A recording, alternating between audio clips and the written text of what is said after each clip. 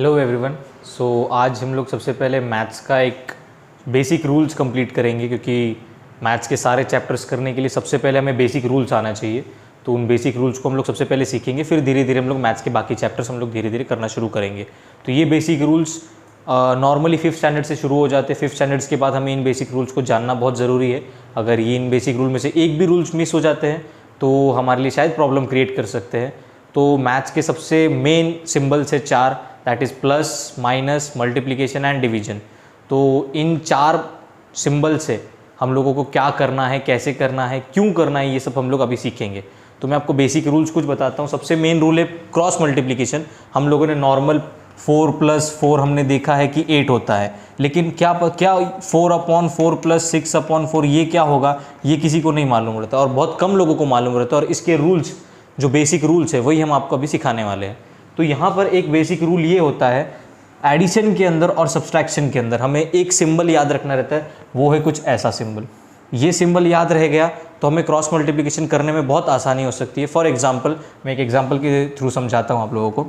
4/2 + 6/3 ऐसा अगर एग्जांपल आया और हमें इसे सॉल्व करना है तो हमें कैसे करना होगा। तो मैंने कहा, जैसे कि कहा कि प्लस और माइनस के लिए हमें इस सिंबल को याद रखना है। तो वही सिंबल हम लोग यहाँ पर एक से कर देंगे। क्वेश्चंस में हमें ऐसे सॉल्व नहीं करना है, बस एक सिखाने के लिए मैं इस तरीके से कर रहा हूँ कि हमें इस सिंबल को याद रखना है।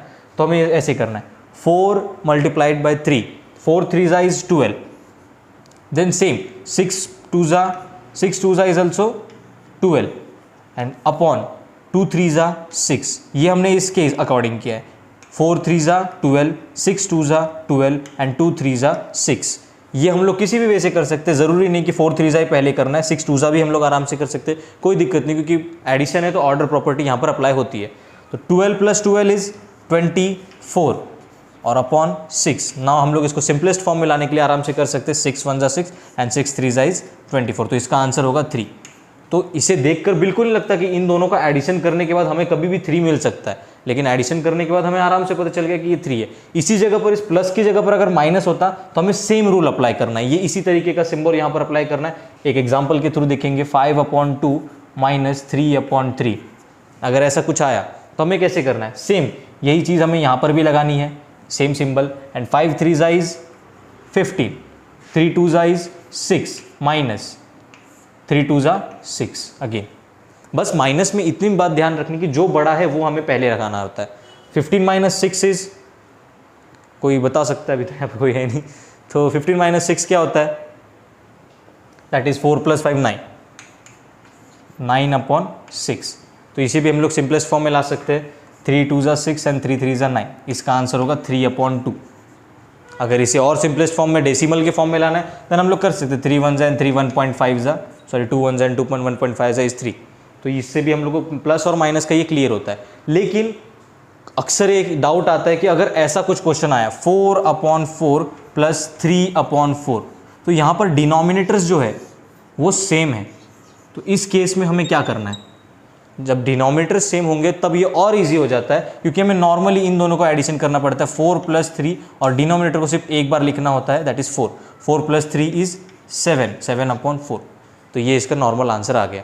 बस इतना याद रखना है कि डिनोमिनेटर्स जब सेम हो, चाहे वो प्लस हो चाहे वो माइनस हो, हमें एक ही बार डिनोमिनेटर लिखना और बाकी ऊपर का जो न्यूमरेटर रहता है उससे नॉर्मली प्लस करना है, तो हमारा आंसर उसी तरीके से आ जाएगा। अगर ये माइनस भी होता, अगर इसकी जगह पर मैं माइनस भी लिख दूँ तो 4 - 3 हो जाता है यहाँ पर, और नीचे 4 रहता है, दैट इज़ 1/4। ये 1 हो जाता है, बस बाकी कुछ नहीं।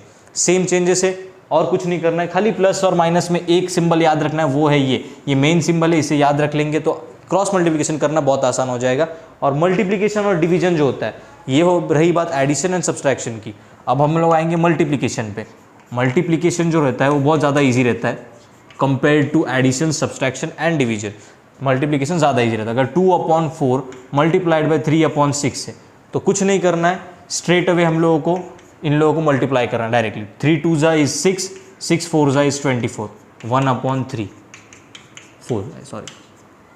तो इसका आंसर हमें नॉर्मली आ जाएगा। इसी तरीके से अगर डिवीजन आया, अगर यही क्वेश्चन लूँ मैं, 2/4 is divide by 3/6, तो कुछ नहीं करना है, बस हमें इसको बस रेसिप्रोकेट कर देना है। फॉर एग्जांपल 2/4 है तो ये रेसिप्रोकेट साइन मल्टीप्लाई की हो जाएगी और 3/6 हो जाएगा 6/3। और बाद में हम लोगों को नॉर्मल मल्टीप्लिकेशन वाला रूल अप्लाई करके 6 2 is 12 and 4 3 is 12 and cut करके हमारा सिंपलेस्ट फॉर्म में आ जाएगा 1 and 1। सो इसका आंसर 1। तो इस तरीके से हम लोगों ने प्लस, एडिशन का, सब्सट्रैक्शन का, मल्टीप्लिकेशन का और डिवीजन के 4 रूल्स देखे कि कैसे हम लोग इसके अंदर क्रॉस मल्टीप्लिकेशन कर सकते हैं। तो क्रॉस मल्टीप्लिकेशन बहुत ज़्यादा इंपॉर्टेंट होता है क्योंकि आगे जाकर भी क्रॉस मल्टीप्लिकेशन जैसे सम्स के अंदर ये इंक्लूड हो जाते हैं। ज़रूरी नहीं कि सम सिर्फ क्रॉस मल्टीप्लिकेशन के ऊपर है, लेकिन बहुत सारे सम्स के अंदर हमें क्रॉस मल्टीप्लिकेशन करना पड़ सकता है, इसलिए क्रॉस मल्टीप्लिकेशन सीखना बहुत ज़्यादा ज़रूरी है। तो ये एक बहुत बेसिक रूल था जो मैथमेटिक्स के लिए बहुत ज़्यादा इंपॉर्टेंट है।